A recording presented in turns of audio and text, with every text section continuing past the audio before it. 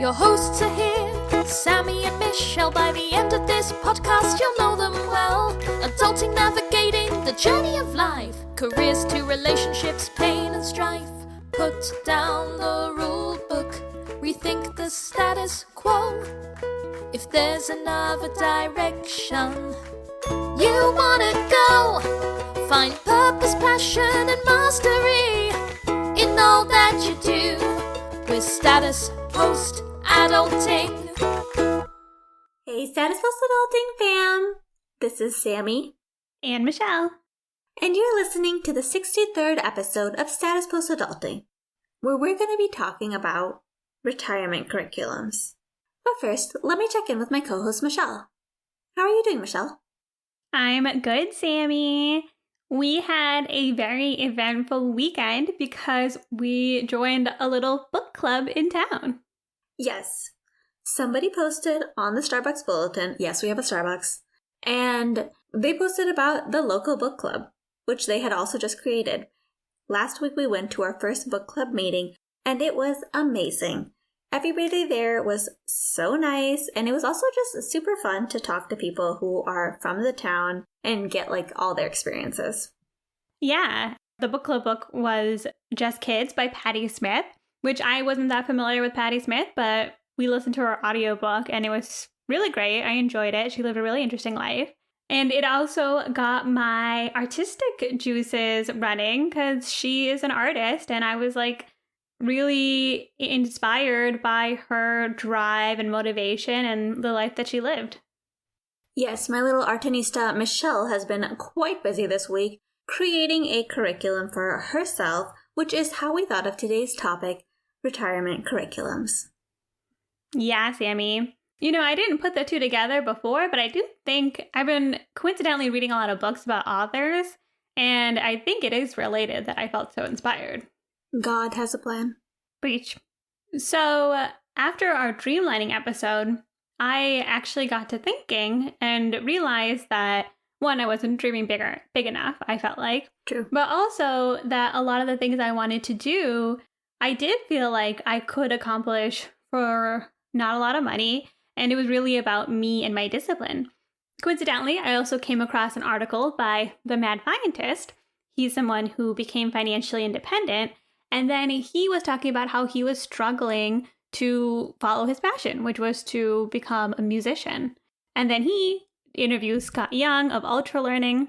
And basically, long story short, I was inspired by the book Ultralearning to put together a little curriculum to focus on my goals. Talk about butterfly effect from the book club. You're so right, Sammie. Which there is something to be said about going out and meeting people and being exposed to new things. We are living what we preach. We are living what we preach. What we preached in our episode number 2, How to Make Friends as an Adult, which apparently is our most popular episode. It is our most popular episode, Sammie. Michelle has the facts, and it is our most popular episode. And you know what? It makes complete sense because making friends as an adult is just a different ballgame, and it really involves putting yourself out there and being vulnerable, but it is so worth it because as an adult, you really just know what kind of people you want to bring into your life. So, highly recommend making friends as an adult. Totally, Sammie. And I will say, we are here tooting our own horn, but I did drag my feet a lot, I will admit. We saw the sign at Starbucks. I agreed, and then I was hesitant, and then I didn't read the book yet, and Sammie pushed me to actually go to the event, and I knew even though I felt a little weird about it, we were going to some random person's house, I was like, I think this will be good, I just don't know how yet. And it was great. We loved the people that we met, and everyone had an interesting perspective, and were working on their own interesting projects, so it really inspired me in a way that I didn't expect.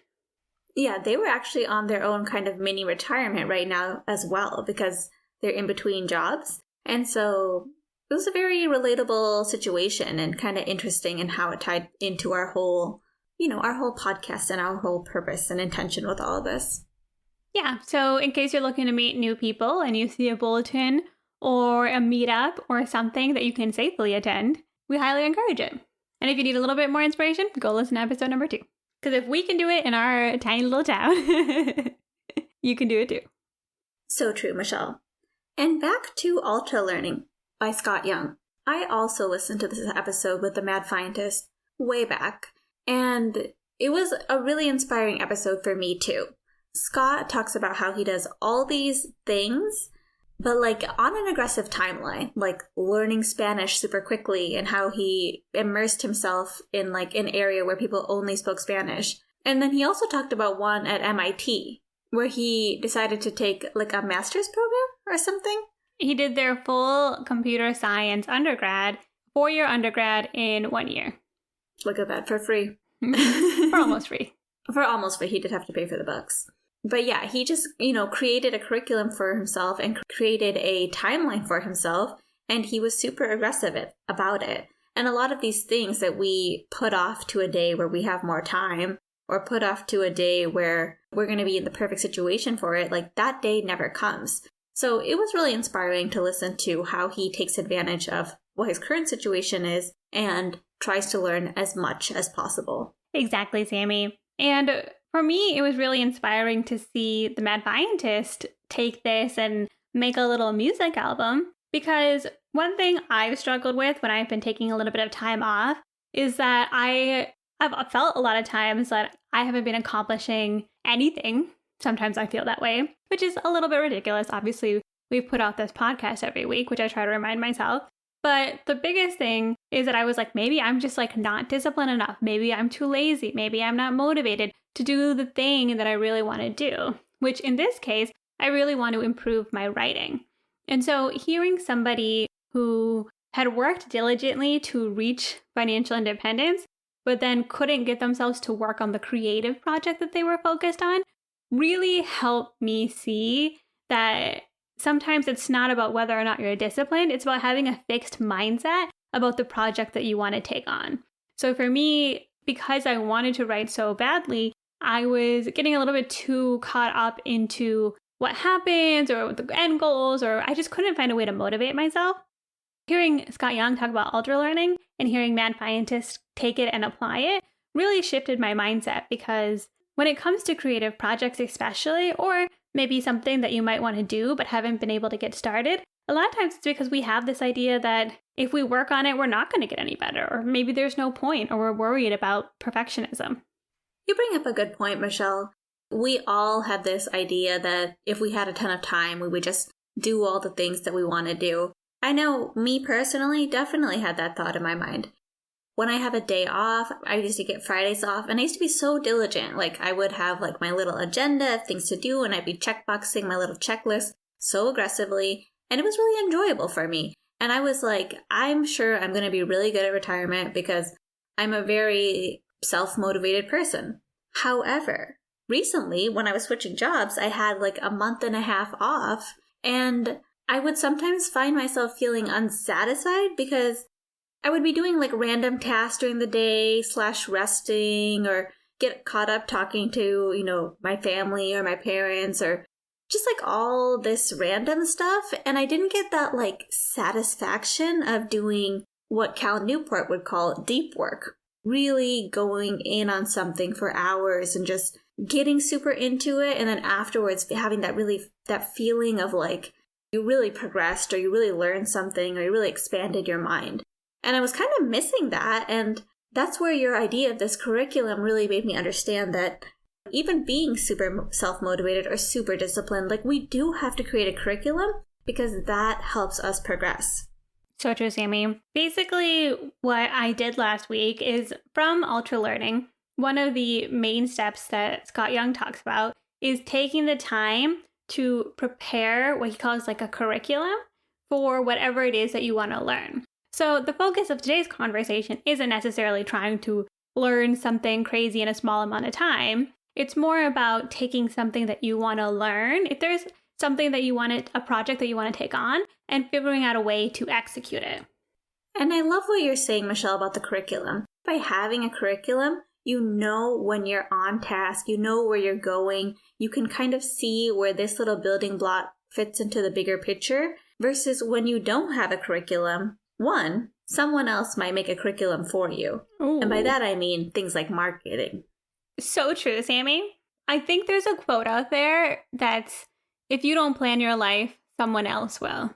And to your point, whether it's marketing, whether it's people calling you up and asking for favors, whether it's just getting distracted, if you don't make time and a plan for whatever it is you want to accomplish, it's really hard to prioritize, even if you are a very disciplined person. Some people are better at it than others.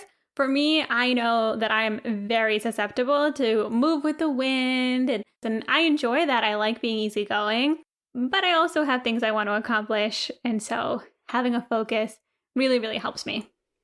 Yeah, Michelle. And I would say having a curriculum also makes it very apparent when you're going off the curriculum.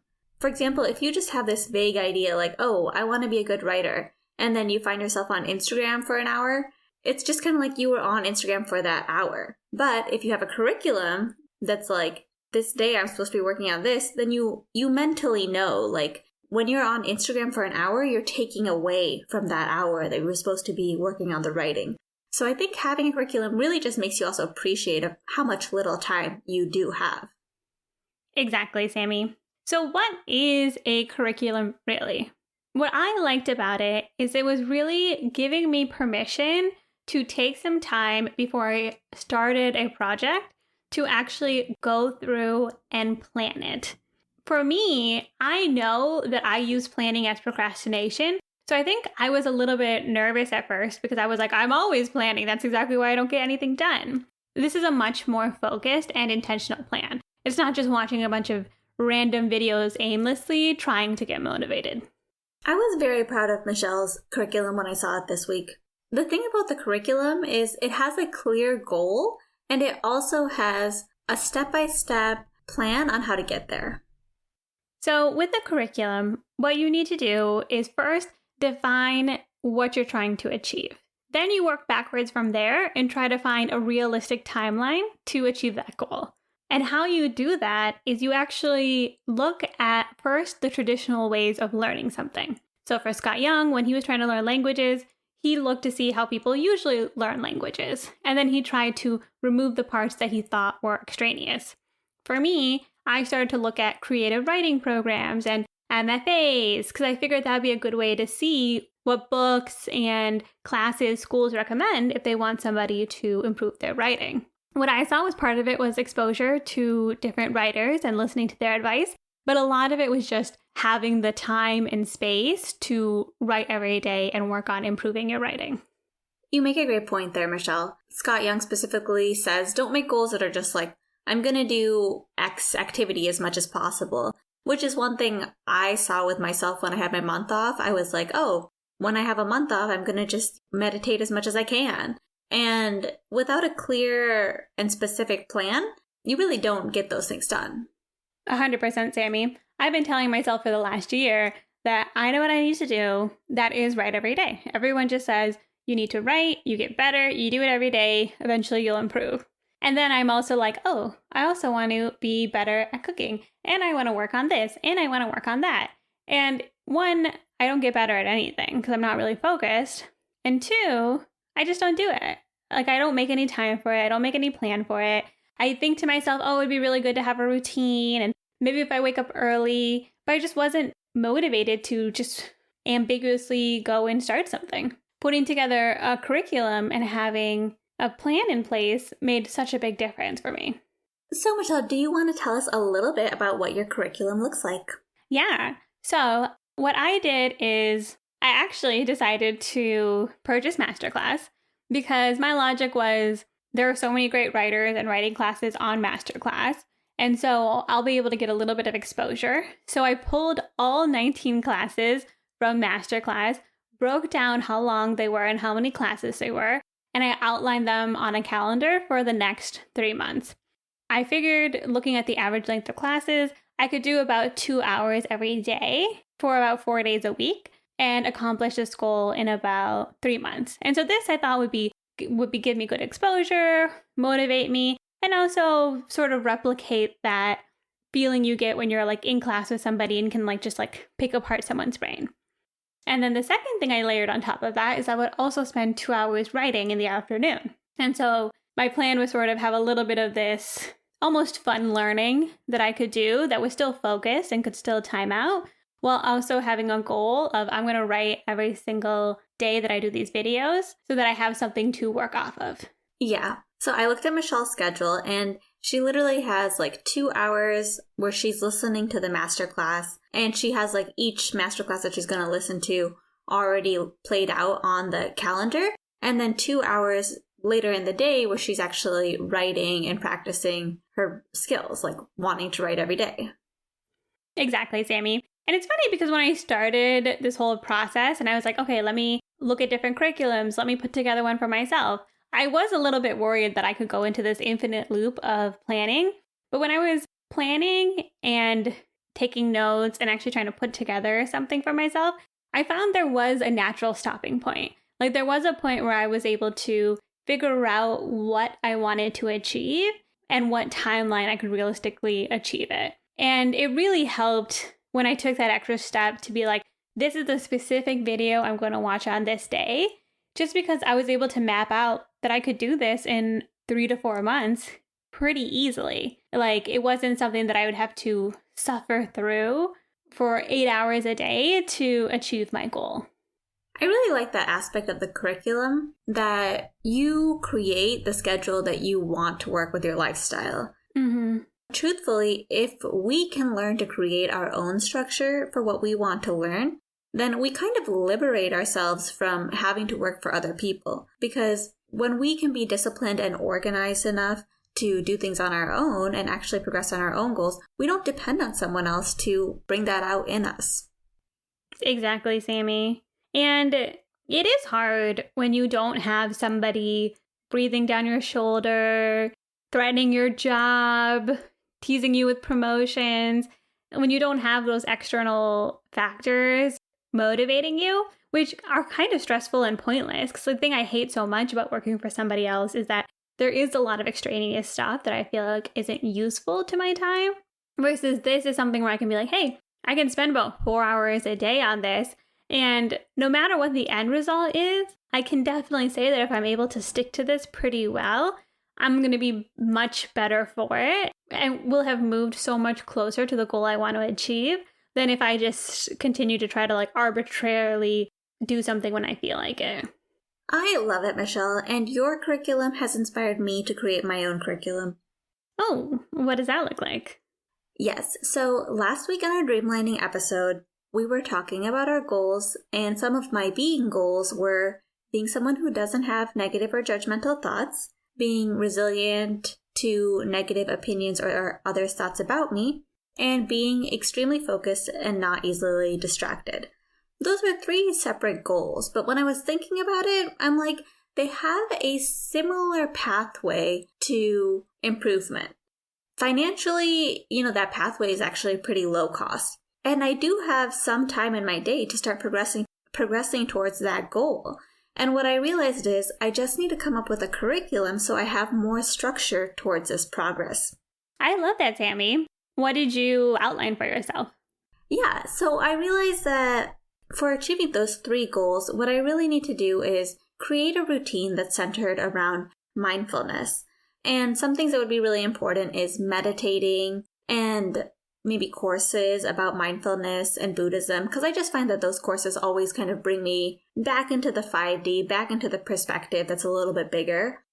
And also journaling, because that allows for like that self-reflection. I figured, for the first 3 to 4 months, I would just focus on incorporating that into my day-to-day and kind of reevaluating the plan after that. So this is what I did. I created a little schedule that is like a weekly schedule. I put in the hours that I work, which is just 8 to 5, Monday through Friday. And in the morning time, I put in about like half an hour before I go to work, where I watch these Eckhart Tolle videos that I had actually purchased in the past, but never got to finish because there's tons of content on that series. So I watch some of that and then afterwards do some journaling while I'm watching that. Then in the evening time, for Wednesday and Sunday, I included 2 Dharma classes or like Buddhism classes that were part of the San Francisco Dharma Collective, which is now virtual, that I can still participate in, so that I could go and get that greater perspective and that teaching regularly. And then I needed to add back meditation. And, I don't know if it's just the weather here, but pooping meditation has not been happening as regularly as it should. It's quite dry. It's hard enough for me to stay hydrated, So I put it in. I was like, you know what? When I go to the gym, at the end, like when I'm like cooling down or walking, I can turn on my meditation and just do like a meditation cool down those days. Oh, that's smart. Yeah. And so I have pretty much created this whole schedule that's trying to incorporate pretty much spirituality, meditation, journaling, mindfulness, Buddhism classes into my regular life, which is actually something, now that I really reflect on it, that's what I really hoped would be incorporated more into my life by moving to the small town is, I'm going to be so isolated that hopefully I would do more spiritual things. Of course, hopefully needs a curriculum because otherwise hopefully never happens. You inspired me and I created a little schedule for myself, which is very organized, and I hope that it will work out as far as reaching those goals. I love that, Sammie. As they say in Star Wars, hope is not a strategy. Star Wars, wow. I think. I've actually never watched it myself, but I've heard this a lot. When I was creating this, I was thinking about Bill Gates again and how he says we overestimate how much we can do in a year and underestimate how much we can do in 10 years. Yes. And I'm like, I don't want to wait until I'm fully retired to start becoming more spiritual. I want that to happen as soon as possible. But at the same time, I really appreciated from your curriculum that in order to do that, I really need a lot more structure in my day to really reach those goals. Yeah, it's so true, Sammie. One thing that I realized and that I saw reflected in what the Med Valiantist was writing about is that you think that when you have more time, you're finally going to be able to do these things. You're like, well, I have all the time in the world. Of course, I would do the thing that's most important to me. And I have this goal and I'm so excited to do it. And while sometimes we don't have enough time in the present moment, I definitely believe that people have busy schedules. But I think that if there is something that you're really interested in kicking off or getting started, it does help to look at your schedule and say, hey, are there places where I could sneak in a little bit of working towards something that I'm really excited about? And do I need to wait until I have an infinite amount of time, which might never come? You might end up reaching all your financial independent goals and you have a side hustle that's taking off, or you have kids that you're taking care of, or your parents that you're taking care of. There's always other stuff that can come up.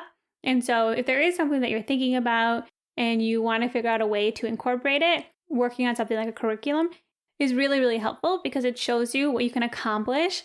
Because when you break down the steps to accomplish something, I think it actually shows how attainable it really is. It really does, Michelle. And I think, we call this a retirement curriculum because it's a little bit more chic, more simple. It really is a curriculum for your own life. We follow other people's curriculums, our job's curriculum, what our friends, what our family wants us to be doing's curriculum, what marketing and social media wants us to be doing's curriculum. And we realize in there that we need to take ownership over our own life and we can't just say yes to everybody else's wants. But what we don't do is create a structure for our own growth, our own pathway. And that's what I really like about the curriculum. It really kind of forces you to put a structure and a plan towards your own goal. It's so true, Sammie. And I think one part of this too is it also helps you acknowledge if it is something you want to work on right now, because it makes you choose something to focus on. And I know for me, there were times in my life where I was like, I just don't have the bandwidth for this. Like, I need a mental break. I need to be able to do nothing. I want to be able to breathe and veg out. And I was okay with that. For me now, I was like, I have a goal and I'm just flitting around, not working on anything specific. And this really helped me tie down a realistic plan to work towards something that's really important to me. So, takeaways.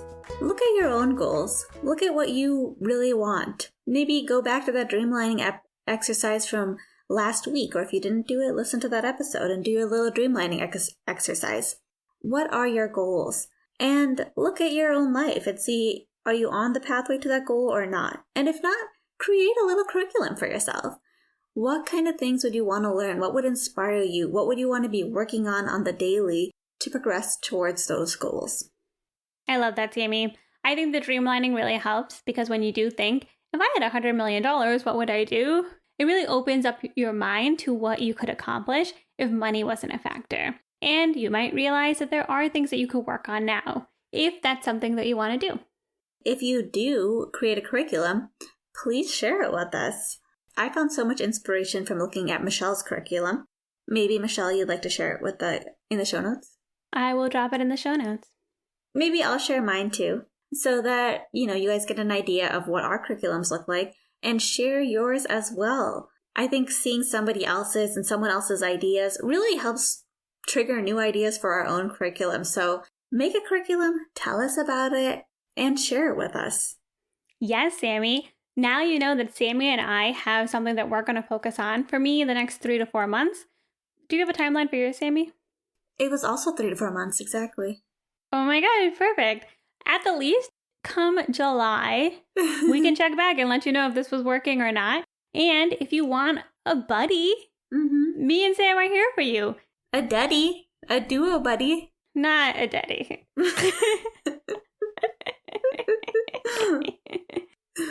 But I appreciate the attempt at a catchphrase. Thank you. But you got status post adulting.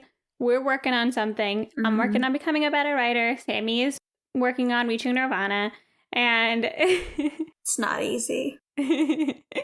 And so we'll circle back in July and we'll be honest with you. We'll let you know how it goes. And you can work with us if there's something that you want to work on. It's just for fun. It's just something to tinker with.